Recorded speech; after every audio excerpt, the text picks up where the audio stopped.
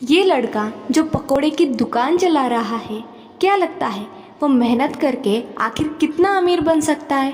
हो सकता है शायद ये आगे चल के बड़ा सा रेस्टोरेंट खोल ले। हो सकता है 2 पैसे ज़्यादा बना के एक बड़ा सा मकान ले ले। इससे ज़्यादा क्या ही कर लेगा, है ना? आप भी शायद यही सोच रहे होंगे, लेकिन दोस्तों यही वो लड़का है जो आगे चलकर भारत का सबसे बड़ा आदमी बना, जिनका नाम है धीरूभाई अंबानी। तो आखिर कैसे पकोड़े बेचने वाले इस गरीब लड़के ने 75,000 करोड़ टर्नओवर वाले इस कंपनी को बनाया, चलिए जानते हैं आज इस वीडियो में। तो दोस्तों इस कहानी की शुरुआत होती है 28 दिसंबर 1932 से, जब गुजरात के चोरवाड़ा गांव के एक फैमिली में धीरज लाल हीरालाल अंबानी का जन्म हुआ और यही लड़का आगे जाके धीरूभाई अंबानी बना। इसके पिता हीराचंद गोवर्धन भाई अंबानी गांव के एक स्कूल में बच्चों को पढ़ाने का काम करते थे और कुछ इसी तरह से जब धीरूभाई अंबानी 5 साल के हुए तब उनका एडमिशन बहादुर खान जी स्कूल में किया गया। हालांकि धीरूभाई अंबानी को पढ़ाई से ज़्यादा लगाव नहीं था, लेकिन पिता के डर से ना चाहते हुए भी उन्हें स्कूल जाना पड़ता था। हीराचंद अंबानी के पूरे 5 बच्चे थे, तो जैसे जैसे वो बड़े होते गए उन्हें स्कूल के पैसों से घर चलाने में बहुत दिक्कत हो रही थी। और दोस्तों इसी गरीबी से परेशान होके एक दिन धीरूभाई अंबानी ने फैसला किया कि वो पढ़ाई छोड़ के कोई काम करेंगे। वैसे तो बेटे के इस फैसले से हीराचंद काफ़ी नाराज़ हुए और उन्हें वापस स्कूल भेजने की कोशिश में लग गए, लेकिन धीरूभाई के जिद के सामने उन्होंने भी हार मान ली। तो अब दोस्तों धीरूभाई अंबानी यह काम तो करना चाहते थे, लेकिन आखिर करे क्या ये उन्हें समझ नहीं आ रहा था और इसी तरह काम की तलाश में वो इधर उधर घूमते रहे। इसी टाइम पर वो अपने गांव के एक मंदिर में जा पहुँचे और उन्होंने देखा हमेशा सुनसान रहने वाले इस मंदिर में बहुत भीड़ लगी थी। जब पता किया तो मालूम चला ये भीड़ हर फरवरी के महीने में प्राचीन मान्यताओं के वजह से लगती है। अब इतनी श्रद्धालु भक्तों को देखकर तो यहाँ खड़े रहकर धीरूभाई ने सोचा इन्हें भूख तो लगती ही होगी, क्यों ना इस मौके का फ़ायदा उठाकर यहाँ पकोड़े बेचे जाए। जो पॉकेट मनी उन्हें अपने पिता से मिलती थी वो एक गुल्लक में जमा करते थे, तो अब उस गुल्लक का टूटने का समय आ चुका था। तो उन्होंने एक दिन वो गुल्लक तोड़ी, उससे एक ठेला खरीदा। शुरुआत में तो उन्हें बहुत प्रॉफिट हुआ, लेकिन कुछ समय के बाद जब श्रद्धालुओं की संख्या कम होने लगी तो उन्हीं आमदनी भी लगभग न के बराबर हो गई। ऐसे में उन्हें लगा यह समय बर्बाद करके कोई फ़ायदा नहीं, इसीलिए उन्होंने अपना ठेला बेच दिया और सारे पैसों को बैंक में जमा कर लिया। फिर से काम की तलाश में वो लग गए और उस दौरान उन्होंने देखा बहुत सारे लोग काम करने यमन में जाते लगे। पूछताछ करने पर उन्हें पता चला यमन में इंडिया से कई ज़्यादा पैसे मिलते हैं। इसीलिए धीरूभाई अंबानी 1950 के दौरान 17 साल की उम्र में अपने बड़े भाई के पास यमन में चले गए। उनके भाई रमणीक लाल ने उन्हें पेट्रोल पंप पे काम दिलाया और यहाँ काम करने पर उनकी सैलरी 300 रुपये पर मंथ थी। तो अब इस पेट्रोल पंप पर काम करते वक्त धीरूभाई लोगों को अलग अलग मेथड से इनकरेज करते थे कि वह ज़्यादा से ज़्यादा पैसे का पेट्रोल डलवाएं। उनके ऐसे करने से पेट्रोल पंप का रेवेन्यू ज़्यादा बढ़ गया और उनके काम करने से खुश होकर उन्हें पेट्रोल पंप का मैनेजर बना दिया। अब क्योंकि पेट्रोल पंप पर काम करते हुए भी धीरूभाई के पास काफ़ी टाइम बच रहा था, तो ऐसे में उन्होंने सोचा इस खाली टाइम में क्यों ना एक जॉब कर ली जाए। और फिर ऐसा सोचकर वो एक जगह क्लर्क का काम करने लगे। तो दोस्तों हम सब जानते हैं हम चाहे कहीं भी चले जाए अपनी चाय नहीं छोड़ते। धीरूभाई को भी चाय पीना बहुत पसंद था। तो धीरू भाई के पास दो ऑप्शन थे, या तो वो रोड साइड वाली 1 रुपए वाली चाय पिए या फिर 5 स्टार वाली। तो धीरू भाई ने 1 रुपए वाली रोड साइड वाली चाय चुनी, ताकि वो चाय की चुस्कियाँ लेकर आसपास के अमीर लोगों की बात सुन सके कि वो ऐसा क्या करते हैं जिससे वो इतने अमीर हैं। ऐसे ही एक दिन वो चाय पी रहे थे और उनके बगल वाली टेबल पर बैठे दो लोग आपस में बात कर रहे थे। उसमें से एक व्यक्ति दूसरे व्यक्ति से कह रहा था, क्या तुम्हें पता है हमारे यमन में जो चांदी के रियाल के सिक्के चलते हैं ना, उनमें लगी चांदी की कीमत इस रियाल के सिक्के से भी अधिक है। यानी कि 100 रुपये के सिक्के में 110 रुपये की चांदी है। अगर तुम इस रियाल के ऊपर की चांदी पिघला कर निकाल लो तो फिर पैसा ही पैसा होगा। अब ये अमीर लोग तो इस बात को मजाक मजाक में कह रहे थे, लेकिन धीरू भाई ने इसे सीरियसली ले लिया और फिर उन्होंने एक मशीन खरीदी और लाखों की संख्या में सिक्कों को इकट्ठा करके अपना काम स्टार्ट कर दिया। जैसे जैसे धीरू भाई का यह काम आगे बढ़ने लगा, मार्केट में सिक्के की कमी होने लगी और फिर गवर्नमेंट भी इस बात से परेशान थी कि आखिर ये सिक्के जा कहाँ रहे हैं। और दोस्तों, जब गवर्नमेंट ने इस बात को जांच करने के लिए इन्वेस्टिगेशन को बिठाया, तब सामने धीरू भाई अंबानी का नाम सामने आया।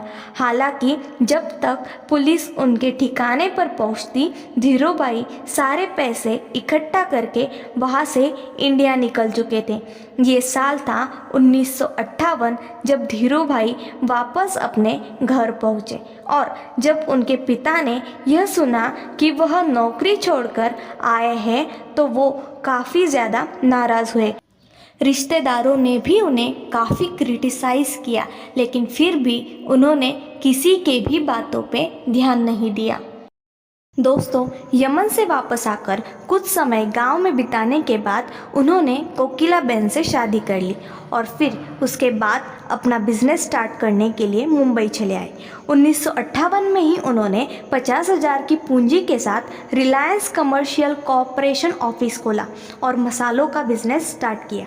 और बाद में उन्हें यह पता चला कि सूत का व्यापार किया जाए तो ज़्यादा फ़ायदा है, पर उनके पास इस व्यापार के लिए पर्याप्त पैसे नहीं थे। तो उन्होंने अपने कज़न चंपकलाल दमानी के साथ व्यापार करने का सोचा, जो पहले उन्हीं के साथ यमन में रहते थे। लेकिन जब उन्होंने इस इंडस्ट्री में घुसने की ट्राई किया, तब उन्हें पता चला कि यहाँ पर व्यापारियों ने एक नई यूनियन बना रखा है और वह सभी मिलकर किसी भी नए व्यापारी को इस इंडस्ट्री में एंटर नहीं होने देते। और अगर किसी को एंटर करना भी है तो उन्हें पहले यूनियन के लीडर से परमिशन लेनी होती। इस तरह से एक नए फील्ड में उतरना धीरू भाई अंबानी के लिए काफ़ी चैलेंजिंग हुआ। हालांकि काफ़ी मेहनत और मशक्क़त के बाद उन्हें वह परमिशन तो मिल गई, लेकिन इसके बाद उन्हें पता चला कि वह जिन फैक्ट्री से सूत खरीद रहे थे, उन्होंने भी अपना एक यूनियन बना रखा है और जिन्हें फाइनल प्रोडक्ट बेचना है, उनका भी एक अलग ही यूनियन है। इस तरह से यह सभी मिलकर इस बीच के ही व्यापारियों को लूट रहे थे, क्योंकि एक तो फैक्ट्री वाले सूत महंगे में सेल कर रहे थे और वही दूसरी तरफ खरीदार उसे सस्ते में खरीद रहे थे। बीच में नुकसान हो रहा था तो धीरू भाई और उनके जैसे कई सारे व्यापारियों का। ये सब देखने के बाद धीरू भाई ने बहुत बड़ा स्टेप लिया और यूनियन के सभी मेंबर्स को इकट्ठा करने पर यह डिसाइड किया कि हम सब फैक्ट्री से सस्ते में माल उठाएंगे और उसे महंगे दामों में बेचेंगे, ताकि हमें भी अपना मुनाफा हो सके। हालांकि ऐसा करने पर मुंबई के कई सारे व्यापारी नाराज़ हो गए और इसीलिए उन्होंने एक IAS ऑफिसर को पैसे खिलाकर उस जगह को ताला लगा दिया जहां पर खरीदारी के लिए बोली लगाई जाने वाली थी। लेकिन दोस्तों, धीरू भाई अंबानी का दिमाग भी किसी से कम नहीं था। उन्होंने जब गोदाम में ताला लगा देखा तो अपना विरोध जताने के लिए यूनियन के मेंबर्स के साथ मिलकर अपना सारा माल उसी IAS ऑफिसर के घर के सामने रखवा दिया। अब कुछ ही घंटों के बाद उस IAS ऑफिसर के घर पर ऑफिसर्स आने वाले थे और अगर वह घर के सामने बिखरी हुई बोरियों को देख लेते तो फिर उन्हें आईएएस के हरकतों का पता चल जाता। इस वजह से अपनी नौकरी को बचाने के लिए कुछ ही घंटों के अंदर उस आईएएस ऑफिसर ने ताला खुलवा दिया और धीरू भाई समेत उन सभी व्यापारियों का कारोबार फिर से चल पड़ा। अब दोस्तों, उसके कुछ साल बाद तो सब कुछ सही चल रहा था, लेकिन चंपकलाल दमानी और धीरू भाई अंबानी के बीच में डिस्प्यूट होने लगी। असल में दोनों का बिजनेस माइंडसेट बहुत अलग अलग था, इसीलिए 1965 में चंपकलाल दमानी ने पार्टनरशिप खत्म करने का सोचा और फिर दोनों अलग हो गए। 1967 में धीरू भाई अंबानी ने गुजरात के नरोदा शहर में अपना टेक्सटाइल मिल शुरू किया और फिर यहाँ से उन्होंने कभी पीछे मुड़कर नहीं देखा।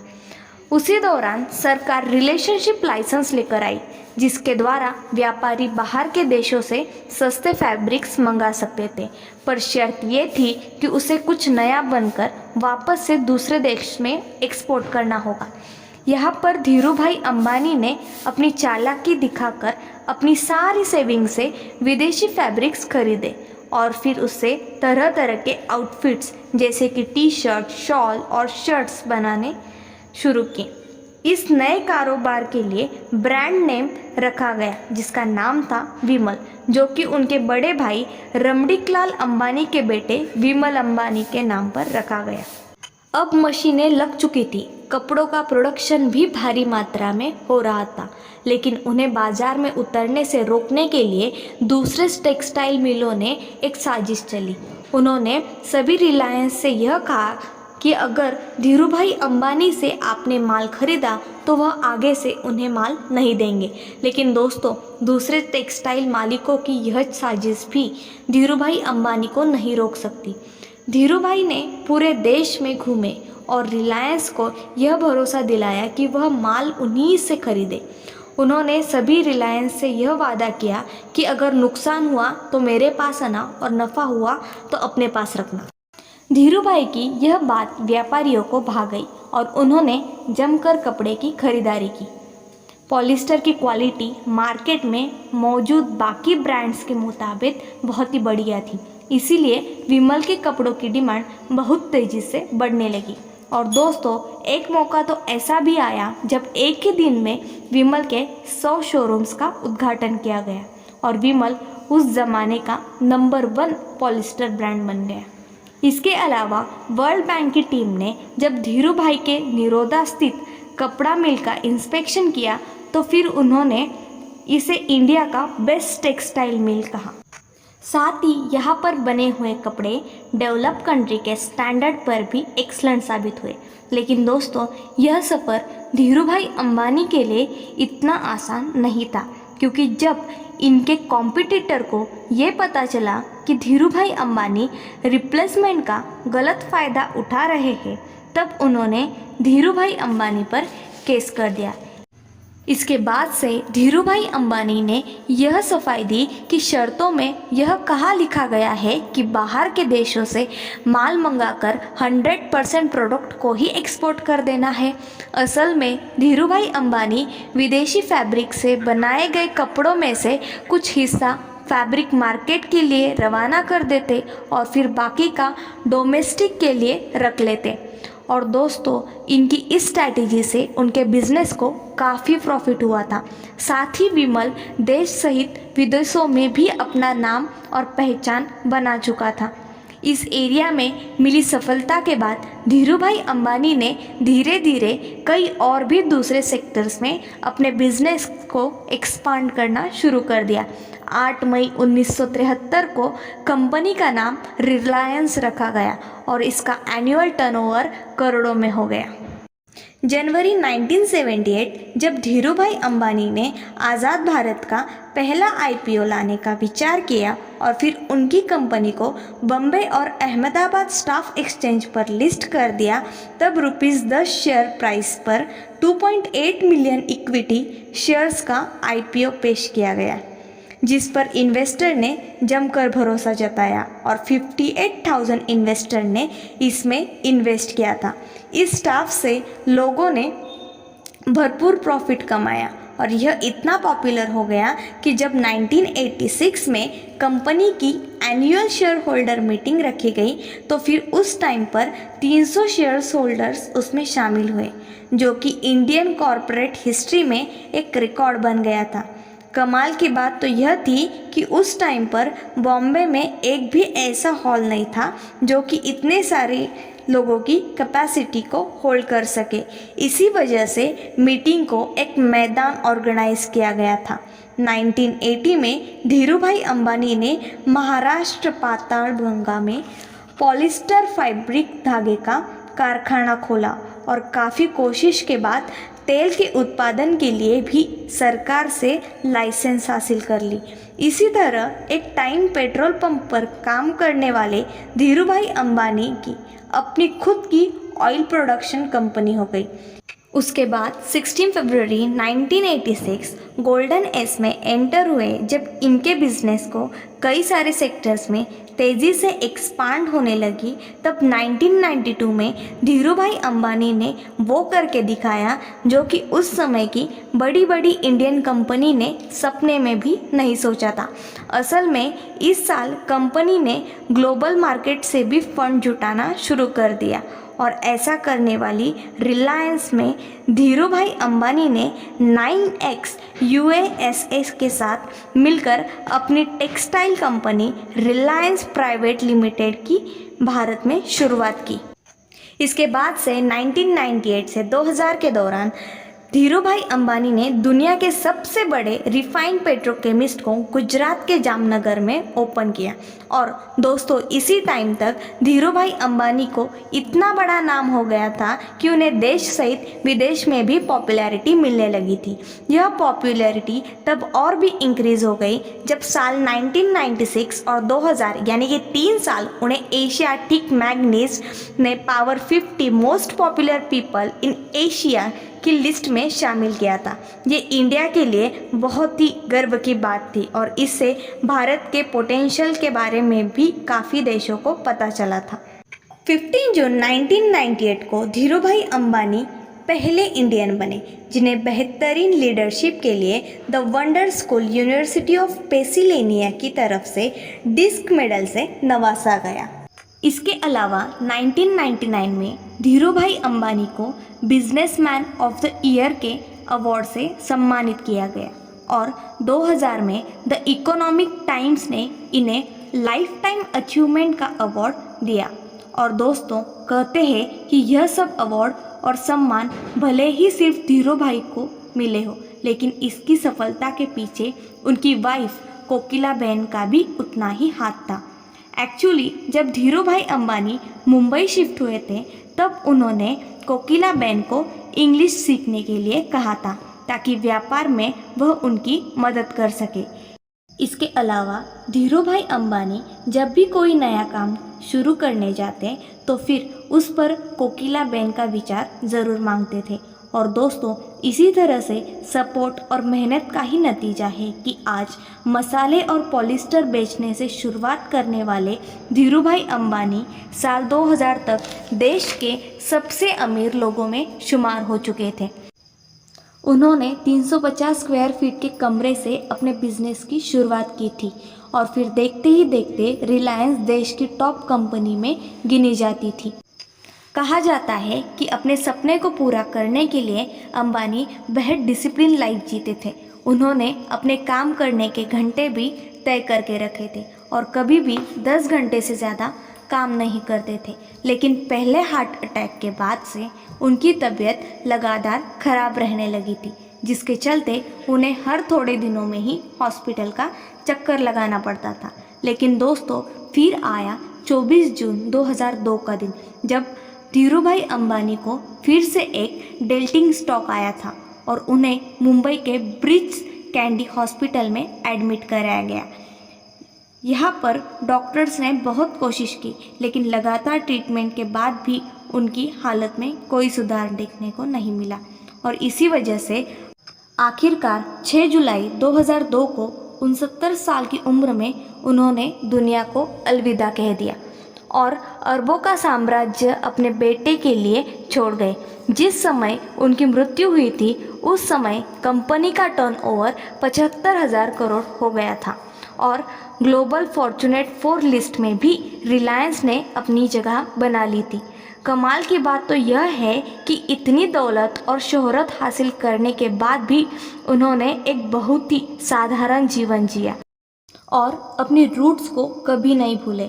एक मामूली से पकोड़े बेचने वाले के लिए जीरो से शुरुआत करके कई पीढ़ियों तक चलने वाला साम्राज्य बनाया।